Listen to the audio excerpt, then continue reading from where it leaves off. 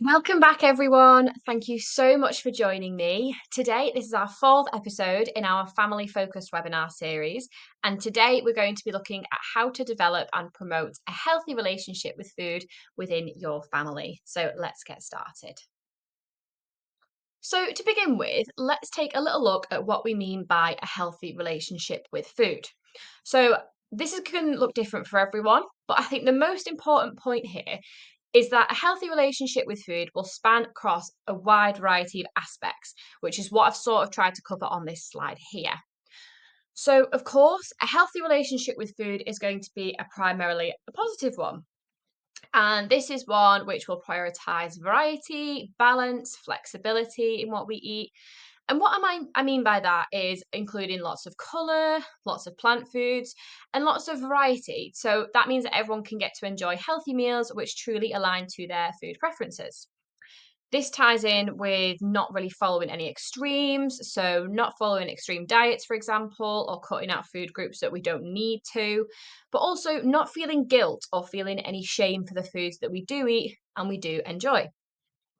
And I think this summarizes really nicely why a healthy relationship with food and a healthy diet is as much mental as it is physical and as it is social.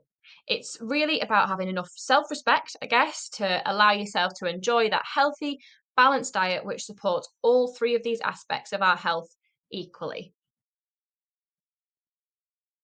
So, why is it so important to have this healthy relationship with food? And it's simply because it's what we've just said, it's best for our health. So, a healthy relationship with food will support our physical, social, and mental well being equally, both in the long and in the short term. So, what makes our food relationships so complicated? So, in our modern society, there is so much going on. So, let's have a little look at the different aspects of food relationships which we may or may not be aware of.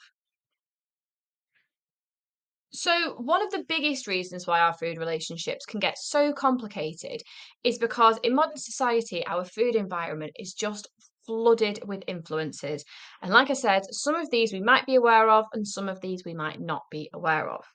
So, on this slide here, the aspects with the red arrows make up our physical food environment, and the blue arrow is our social media food environment. So, I'm going to talk about them both and how they play off each other. So, advertising. So, for example, fast food advertising on TV, social media, bus stop posters as well, and even sports stadiums. So, advertising subtly persuades you towards purchases which you might not otherwise have made. And even though you might be thinking, well, I see adverts for certain things, but I don't necessarily buy them, even though you might not buy that specific product, it can be subtly pushing you towards a diet pattern or a diet lifestyle that becomes more familiar and more normalized.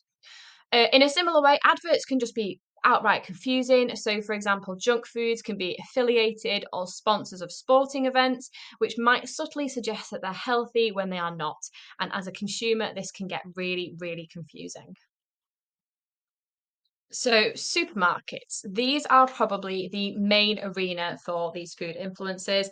Like I say, many of which we may or may not be aware are actually influencing our food choices.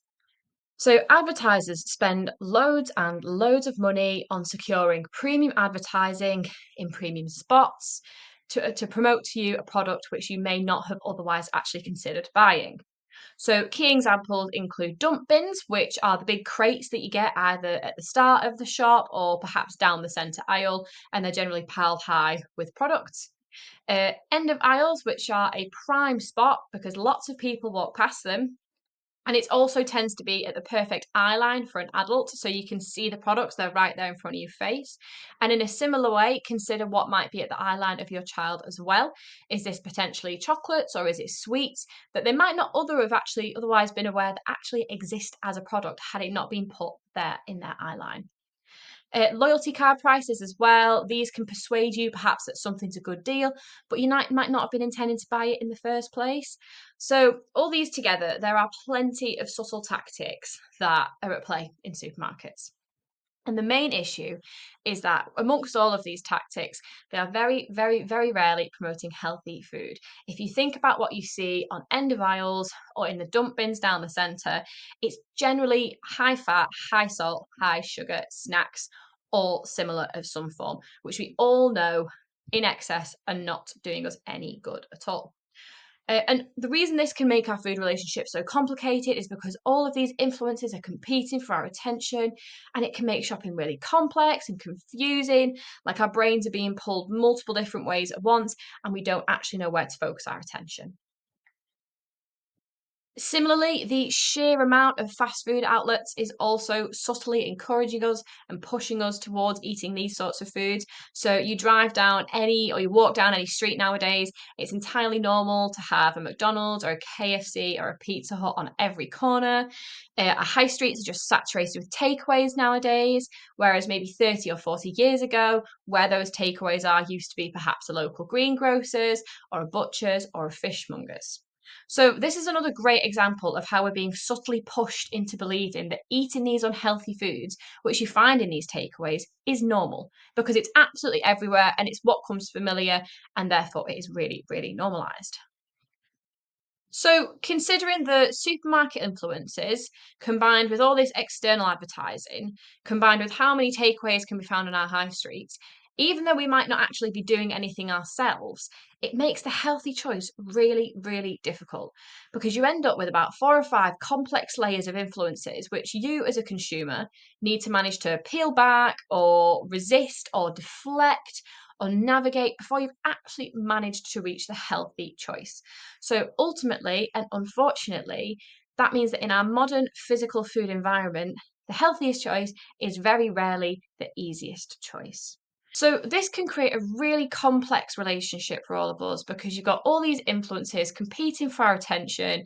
It can leave us feeling really overwhelmed and potentially a little bit powerless because all we want to do is make the healthy choice, make that healthy decision for our families, but we just don't feel like we know how to navigate it, and we don't feel like it's easy to get there.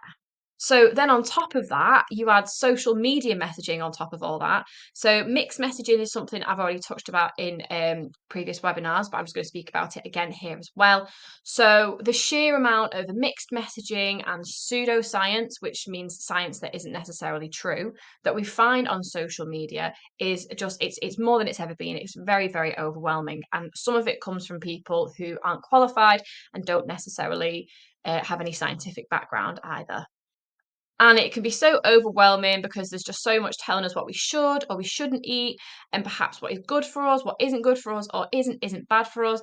And again, it just adds on top of that layer and it makes us feel confused and guilty and lost, like I say, a bit powerless and just potentially like we aren't feeling like we aren't doing enough. And feeling like that in itself is already not healthy, but it also adds on top of an already confusing equation within our food environments. So all of these competing influences makes for this multi-layered food environment, which as consumers we've got to somehow navigate and somehow make the healthy choice.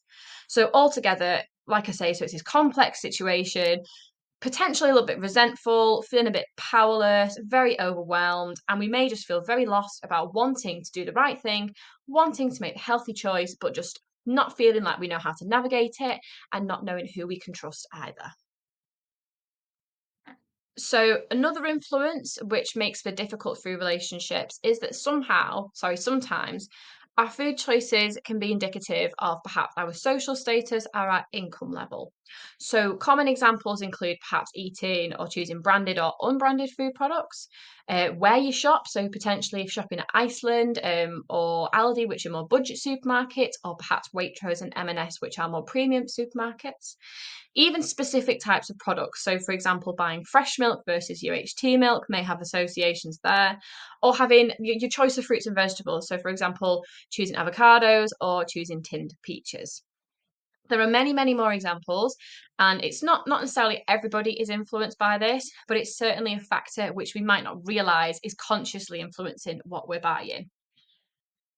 And that potential desire to be viewed socially in a certain way can play heavily on our relationship with food. And this is also something I've touched on in previous webinars, but the social role of food can also add a layer of complexity to food relationships sometimes. So, like I say, the centerpiece of many different religious festivals and cultural celebrations is often food, whether, so like the examples on screen, whether that's Pancake Day in Lent at around Easter time, Easter eggs, having baklava around Ramadan, Christmas pudding, birthday cake, all of these celebrations which are undermined by a type of food. And this can add a layer of complexity, firstly, because it suddenly can become the norm to eat lots of treat foods. So, especially at Christmas time when we're sort of inundated with sweets and chocolates and mince pies and Christmas puddings. And people can feel a lot of maybe confusion and guilt about this because they really want their families to be enjoying themselves, but they're worried because they're trying to balance that with maybe, oh, are they having too many treats? Is this the healthiest choice? And it can become really confusing how to navigate this. But this social role, like I've spoken about before, isn't something that we should overlook. So lots of our social events are underpinned by foods. So, like I say, these cultural celebrations, but also just going for a coffee with a friend, for example, or going out for pizza because it's your birthday. So the point of this slide more is just to highlight that food shouldn't just be seen purely as nutrition and supporting physical health. Instead, having that healthy relationship with food means acknowledging these spaces and allowing space for these foods to kind of contribute to our mental and social well-being as well, with no guilt associated with that. And this ties in well with our next slide. So we can't really talk about food relationships without talking about societal expectations of body image and how many of these are quite unrealistic. So it's not uncommon at all for people to struggle with having this poor self-esteem, in particular in relation to body image. Now, seeing other people, let's say, like down the street, or perhaps when you're on holiday once a year and you see someone on the beach in summer and you think to yourself, oh gosh, they've got a lovely figure, or she wears that dress so well, or that top looks really nice on him. That's one thing. But in the modern world, where we are more connected than ever, thanks to social media, this means you can be exposed to this exact feeling and this exact experience many, many, many times a day, again and again and again and again, so consistently. And you've not even had to leave your house because you can scroll on your phone or you scroll on your tablet and you get that exact feeling every time. And not only this, but it's the ability for the media to edit these photos and specifically promote certain body shapes. So what you're seeing might not even actually be real. It can be an edited version of someone's body and it becomes unrealistic because that's not even what they look like and the photo is of them. So this can leave us feeling something a bit like kind of like everybody looks like this and I'm the only one that doesn't. I'm the only one who's, for example, missing out on this body shape, and you might feel guilty and like you should be doing more to try and achieve that body shape that society tells you you should have. And though this ideal body shape can kind of vary for everybody, generally what we're looking at is a toned, curvy, yet still thin body shape for a woman. And for men, it might be tall, really muscular figures. And not only is this a concern for us adults, but this is a massive concern for our children because they're now being exposed to this thanks to social media from a younger and younger age. And don't get me wrong, there's certainly more spaces nowadays for body acceptance, but it's still common to experience this poor self esteem in relation to body image. And this can lead to a really complicated relationship with food and with eating, as we might feel like we've got to adhere to maybe extreme diets or cut out food groups to try and achieve this unrealistic body shape, which no matter how hard we try, we're probably not going to achieve anyway, and it won't be healthy in doing so. So this, like I say, goes without saying, it's not healthy mentally or physically to try and achieve this. And we touched on having a healthy relationship with food before, and how I said it's not about following any extreme diets, it's about having the self-respect and the acceptance to support all areas of your health equally. So instead of focusing on how our body looks, it's far more important to focus on how it feels, focusing on improving the quality of what we eat in line with the Eat Well guide. And I just wanted to make this point here because I think it's a good example. So sometimes in nutrition science, we use the term TOFI, so TOFI, which it is a bit tongue in cheek really, but what it stands for is thin on the outside, fat on the inside. And it's this idea that someone may look thin from the outside, and by society's perspective, they might be healthy and that might be the ideal. But when you look on the inside and you look at how their bodies are working, their bodies are actually functioning as if they were experiencing issues which are generally associated with being overweight or being obese. And this is the perfect example of why our body shape is not directly proportional to our health.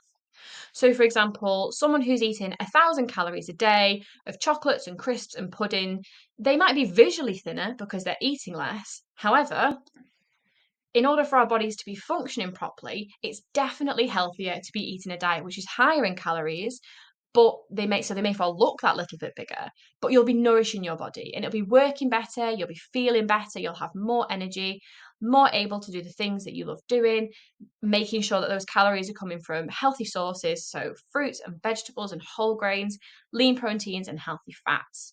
And this is far healthier in the long and short term than having a thin body which fits society's expectations aesthetically, but you may be failing to nourish your body in doing so. So this sort of does tie into what we've just been talking about, but another aspect of food relationships, which we may or may not give active thought to, is what our own beliefs and attitudes about foods are. So these can be conscious or unconscious, so you may or may not have given yourself active space to consider this before. But in a moment, I want you to pause the recording and just consider the following. Think about how you were raised. What did your parents think about foods? Were they raised in a time of scarcity when they were younger, so every crumb needed to be saved?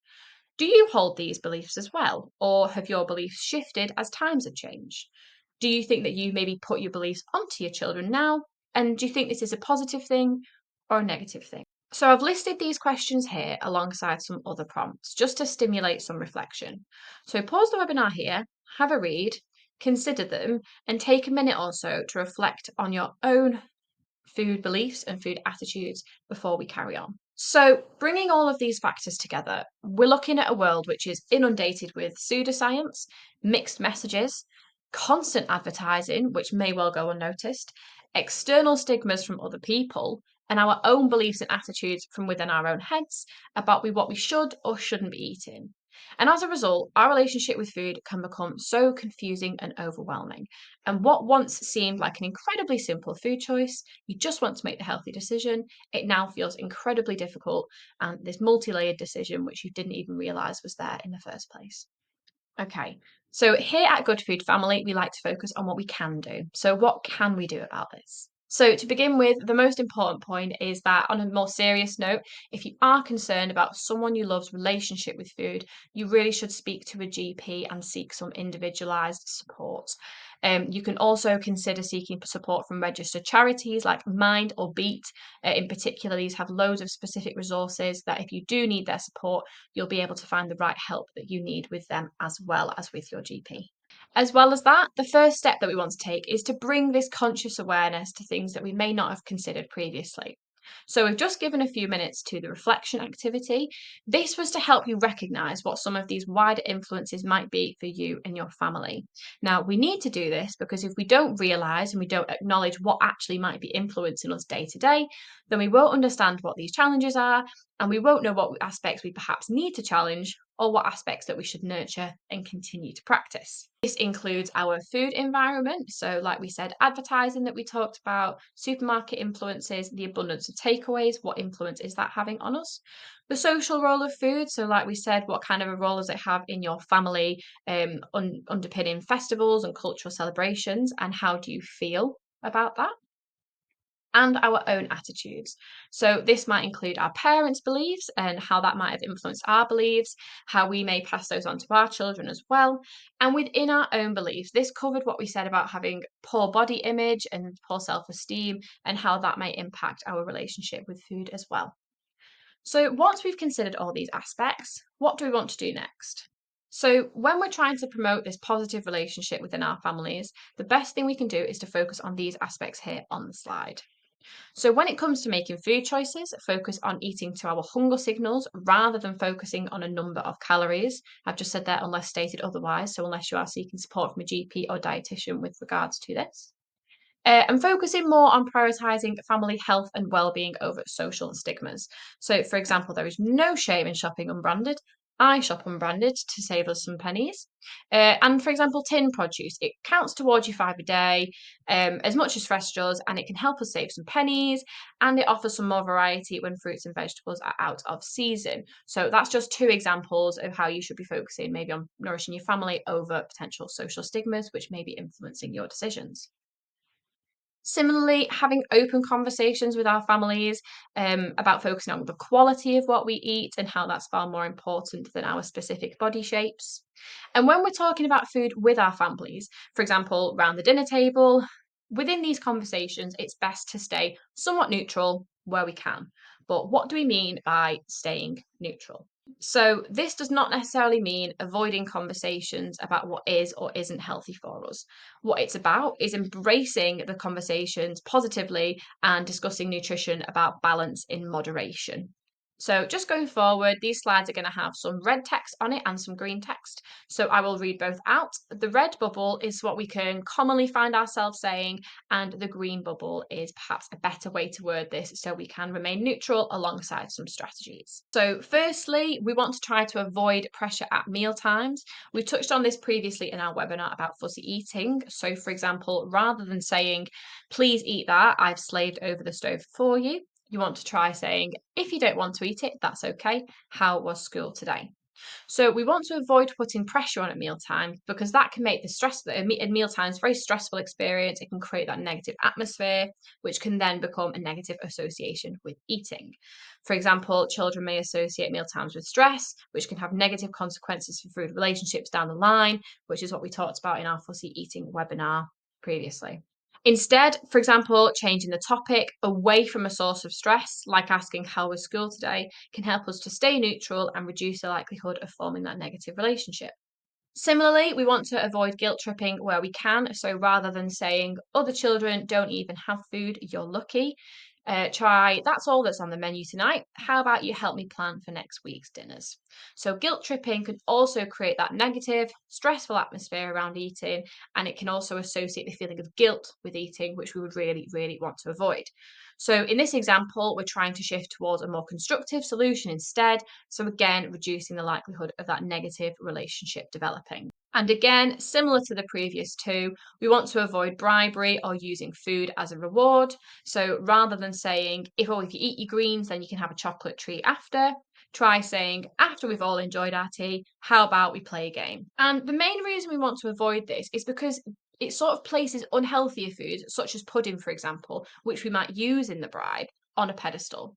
So, in doing so, it can kind of put importance onto these unhealthier foods. They might be viewed as more important or special or more desirable than other foods, such as vegetables, which is really where we want the focus to be. So, using healthier, more positive treats like family time or a game or a trip to the park is a healthier way to encourage, for example, veggie consumption, whilst also reducing the likelihood of that confusing relationship with foods. Whereas it may seem that some foods are better than others, or some foods are more important or more desirable than others. It kind of stops that pattern from emerging. It helps to keep food relationships a little bit more straightforward. And another really impactful way to stay neutral is to just refer to foods as what they are.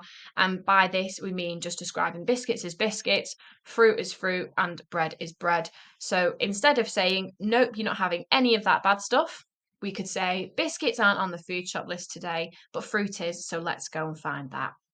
So, in saying it as it is, rather than labeling foods as good and bad, for example, this removes the opportunity for any biases or any stigmas to be associated with certain foods. An alternative strategy you could try is you can describe foods as maybe sometimes foods and always foods because they don't necessarily carry the same biases and the same stigmas as perhaps describing foods as good and bad might. Now, a really important point I want to make here is what I'm not saying is to avoid saying that fruit is good for you.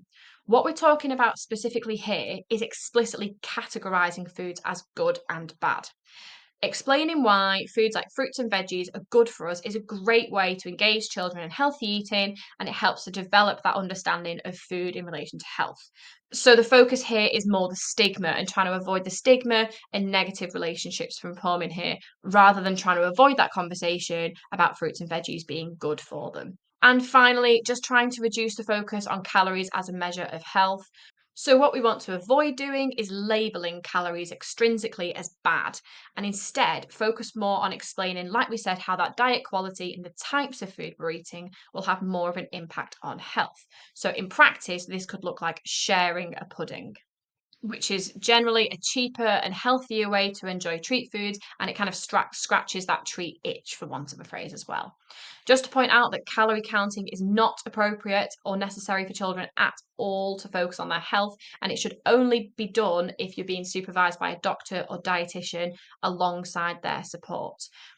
However, a common issue then becomes, what do we do about talking about calories on menus? So, calories on menus remains controversial. Some people think they're helpful, others feel that they're a hindrance.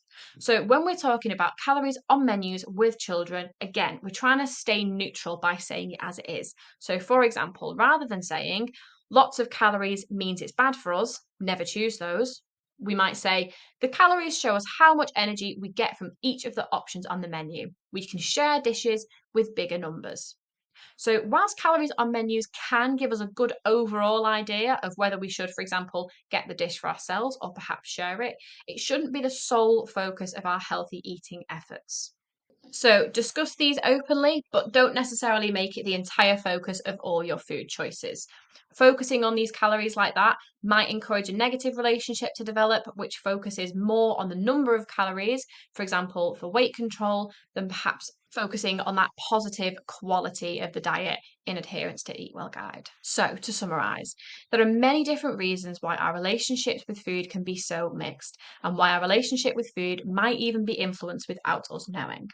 So, allowing ourselves the space to consider these conscious or perhaps unconscious influences helps us to understand our own food relationships and consider how we might need to adapt these to promote healthy food relationships for our families, or whether we should continue as we are. Ideally, we should be focusing on maintaining that neutral attitude towards food where we can, rather than labeling anything as good or as bad, talking about foods constructively and supportively, and avoiding extremes and enjoying treats in moderation where they support social and mental well-being. So, thank you for joining me today. I hope you've learned a lot. You can find loads more resources on the app, including our guide section, where you can read up on whatever topic you would like to, whenever you would like to. So, I hope you'll join me for our next episode, where we'll dive into how to break the convenience cycle. See you next time. Bye.